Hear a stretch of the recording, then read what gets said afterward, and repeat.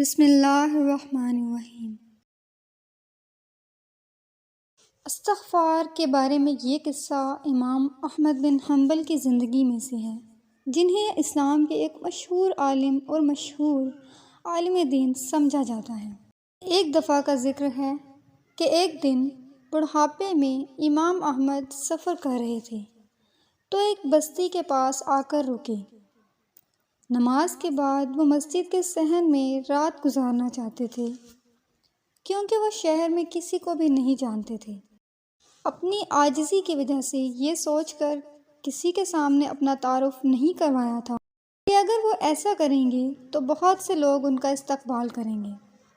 احمد بن حنبل کو پہچاننے میں ناکامی پر مسجد کے نگران نے انہیں مسجد میں رہنے سے انکار کر دیا۔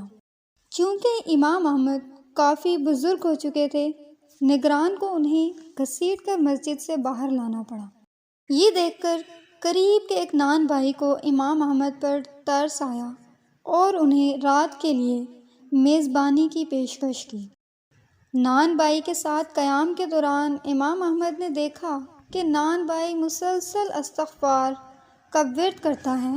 امام احمد نے نان بھائی سے پوچھا کہ کیا استغفار کہنے کی مسلسل مشق اس پر کوئی اثر کرتی ہے؟ نان بھائی نے جواب میں امام احمد سے کہا کہ اللہ تعالیٰ نے ان کی تمام دعائیں قبول کر لی ہیں سوائے ایک کے۔ جب اس سے پوچھا کہ وہ کون سی دعا ہے جو قبول نہیں ہوئی، تو نان بھائی نے جواب دیا کہ وہ اللہ تعالیٰ سے دعا مانگ رہا تھا کہ وہ اسے مشہور عالم دین امام احمد بن حنبل سے ملنے کی سعادت عطا فرمائے۔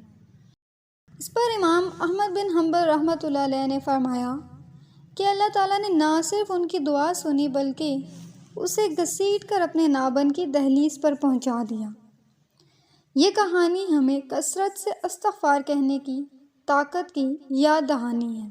اس سے ہمیں پتہ چلتا ہے کہ استغفار اللہ تعالیٰ کا ایک پسندیدہ عمل ہے اور اللہ ایسے انسان کی تمام دعائیں قبول فرماتا ہے۔ اللہ ہم سب کو بھی استغفار کرنے کی توفیق عطا فرمائے اور ہماری بھی تمام دعائیں قبول فرمائے۔ آمین۔